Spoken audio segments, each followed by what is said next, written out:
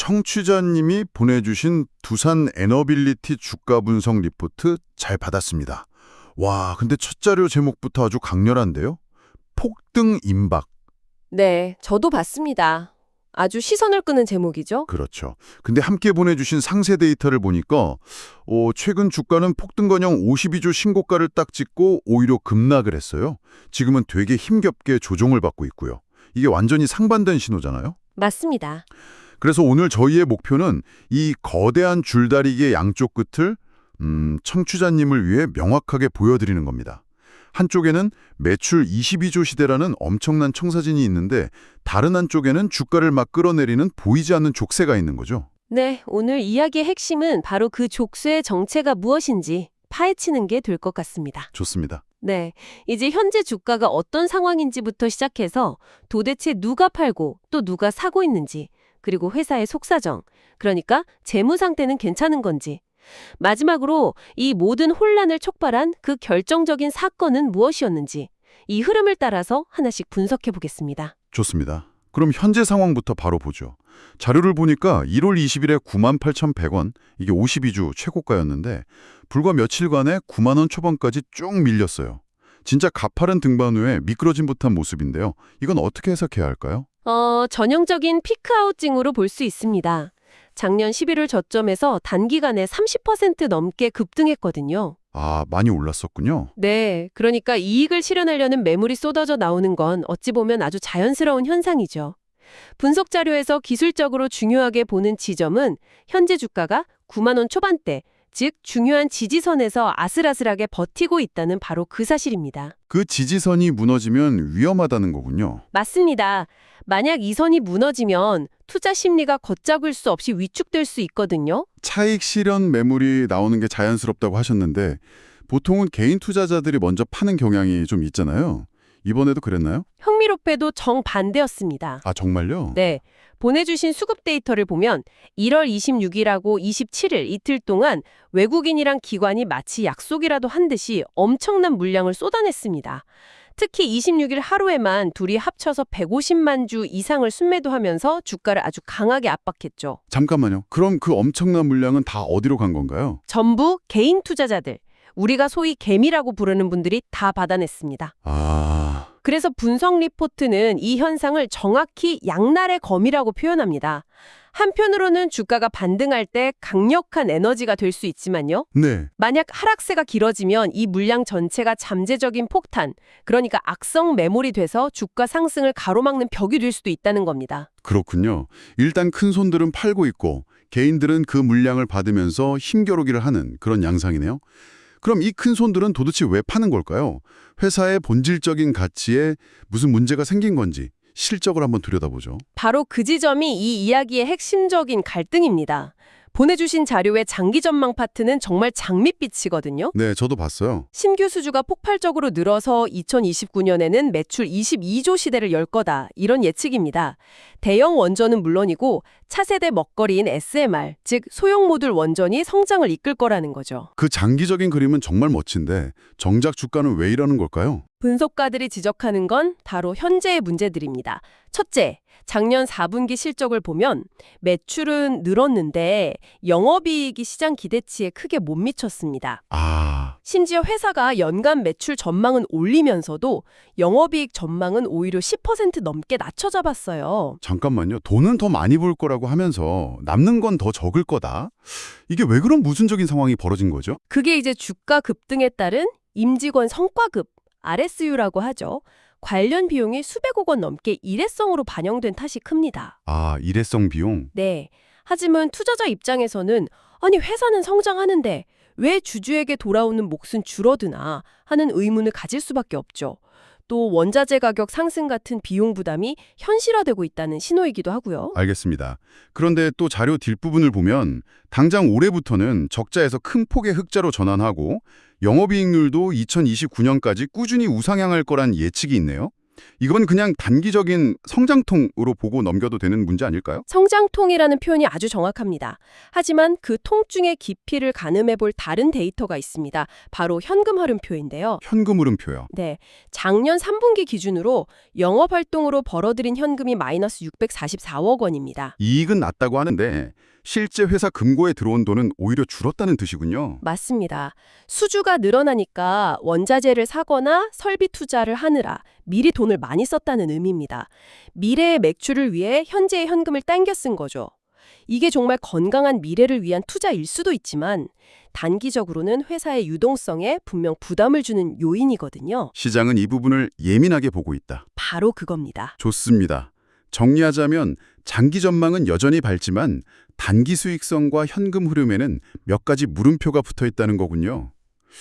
그런데 이 정도의 우려만으로 52주 신고가에서 이렇게까지 급락하는 게 다 설명이 되진 않는 것 같습니다. 뭔가 결정적인 한 방이 있었던 것 같은데요. 맞습니다. 주가 하락에 베팅하는 공매도 물량이 단기간에 5배나 폭증한 시점이 있는데요. 5배나요? 네. 바로 그 시점에 모든 사건의 도화선이 된 뉴스가 터졌습니다. 바로 미국 웨스팅하우스와의 길고 길었던 지식재산권 분쟁, 그 합의 내용이 공개된 겁니다. 합의요? 저는 그동안 계속 발목을 잡던 문제가 해결됐으니까 당연히 호재라고 생각했는데요. 불확실성이 해소된 거잖아요. 시장은 전혀 그렇게 받아들이지 않았습니다. 보내주신 상세 분석 보고서는 증권가의 평가를 인용하면서 이 합의를 미래 성장 잠재력을 내준 계약이라고까지 혹평합니다. 와, 결국 시장이 가장 두려워하는 건 이겁니다. 미래 성장이라는 엔진에 갑자기 속도 제한 장치가 달린 셈이죠. 아무리 엑셀을 밟아도 정해진 속도 이상은 나갈 수 없다는 공포. 그게 투매를 불러온 겁니다. 속도 제한 장치라니. 구체적으로 어떤 내용이길래 그런 평가가 나오는 거죠? 핵심적인 독소 조항이 3가지입니다. 첫째, 천문학적인 로열티. 로열티요? 네. 우리가 원전 1기를 수출할 때마다 약 2,400억 원의 기술료를 웨스팅하우스에 지불해야 합니다. 잠깐만요. 2,400억 원이요? 그게 원전 한 기를 팔 때마다 계속 내야 하는 건가요? 그럼 10기를 수출하면 2조 4천억 원이 그냥 로열티로 나가는 거예요. 이게 업계에서 일반적인 수준인가요? 일반적인 수준을 훨씬 뛰어넘는 금액이라는 게 시장의 평가입니다. 그리고 둘째는 더 심각합니다. 강제적 물량 구매 조항입니다. 원전 1기당 약 9천억 원 규모의 핵심 기자재와 서비스를 반드시 웨스팅하우스로부터 사와야 합니다. 우리 기업들이 충분히 할 수 있는 일인데도요? 그런데도 말이죠. 결국 이익의 상당 부분이 미국으로 넘어가는 구조가 고착화된 겁니다. 이익률이 훼손되는 구조군요. 마지막 세 번째는 뭔가요? 가장 치명적인 부분입니다. 바로 수출 시장 통제권. 북미, 유럽 같은 핵심 선진 시장에 진출하려면 웨스팅하우스의 사전 승인을 받아야만 합니다. 아, 사실상 우리가 원전을 팔고 싶어도 웨스팅하우스가 허락하지 않으면 못 파는 겁니다. 심지어 차세대 먹거리인 SMR조차 독자 수출을 하려면 그들의 기술 자립 검증을 통과해야 한다는 조건까지 붙었습니다. 그러니까 성장의 천장이 막혔다는 말이 여기서 나온 거군요. 그렇습니다. 이 내용이 알려지자마자 한국 원전 산업의 성장 스토리가 끝났다는 비관론이 시장을 덮쳤고요. 이것이 바로 1월 20일 고점 이후 외국인과 기관의 동반 매도, 그리고 공매도 세력의 집중 공격을 불러온 직접적인 방아쇠가 된 겁니다. 자, 그 거대한 족쇄의 정체가 드디어 드러났네요. 그럼 이 모든 정보를 종합했을 때 우리 청취자님은 어떤 전략을 세워야 할까요? 이 자료들은 기회와 리스크 사이에서 어떤 길을 제시하고 있나요? 네. 분석 보고서는 매우 구체적인 가격대를 제시하면서 기술적 대응 전략을 제안합니다. 현재 주가가 버티고 있는 20일 이동평균선 근처, 즉 89,000원에서 9만 원 사이를 리스크를 감소할 수 있는 매수 구간으로 보고 있습니다. 네. 그리고 1차 목표가로는 이전 고점인 9만 8천 원을, 2차로는 증권사 평균 목표가인 11만 원을 제시하고 있죠. 반대로 상황이 더 나빠질 경우에 대한 대비책도 있겠죠? 물론입니다. 만약 장기 추세의 선이 무너지는 8만 3천 원 선이 뚫릴 경우 추가 하락의 위험이 크기 때문에 일단은 비중을 줄이는 손절 라인으로 관리하라는 조언이 명확하게 나와 있습니다. 마지막 결론 부분을 보니까 장기적인 펀더멘털, 그러니까 회사의 본질 가치는 견고하지만 단기 변동성이 너무 크니까 분할 매수로 접근하라고 권장하고 있네요. 맞습니다. 이 분석의 최종 결론은 결국 나무가 아닌 숲을 보라는 것입니다. 웨스팅하우스라는 최악의 악재는 이미 주가의 상당 부분 반영되었을 가능성이 크다는 거죠. 아, 이미 반영되었다. 네. 반면에 회사가 가진 독보적인 원전 주기기 제작 기술력과 이미 쌓여있는 수주 잔고라는 그 본질적인 가치는 변하지 않았다는 겁니다. 따라서 단기적인 주가 등락에 일희일비하기보다 앞서 말씀드린 주요 지지 구간에 도달할 때마다 조금씩 비중을 늘려가는 전략이 유효할 수 있다. 이런 분석입니다. 폭등 임박이라는 도벌적인 질문에서 시작해서 장밋빛 성장 전망과 냉혹한 단기 실적, 그리고 웨스팅하우스라는 거대한 족쇄 사이의 복잡한 현실까지 깊이 파고 들어봤습니다. 네. 여기서 핵심적인 긴장 관계는 바로 이것입니다. 과연 두산에너빌리티는 불리한 계약에 발목이 잡혀서 성장이 멈춘 기업일까요? 아니면 미국이라는 거대 동맹과 함께 세계 원전 시장의 공급망을 장악하기 위해 반드시 치러야 할 값비싼 대가를 치른 것일까요? 시장의 평가는 아직 팽팽하게 나뉘어 있습니다. 그렇군요. 마지막으로 이런 질문을 한번 던져보시면 좋겠습니다.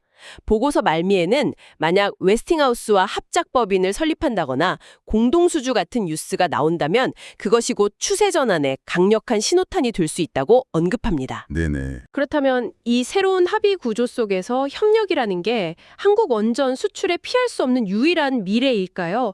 그리고 그 더 깊어진 파트너십은 과연 이 회사의 독립성과 수익성에 궁극적으로 어떤 영향을 미치게 될까요? 우리가 계속 주목해야 할 시점입니다. 감사합니다.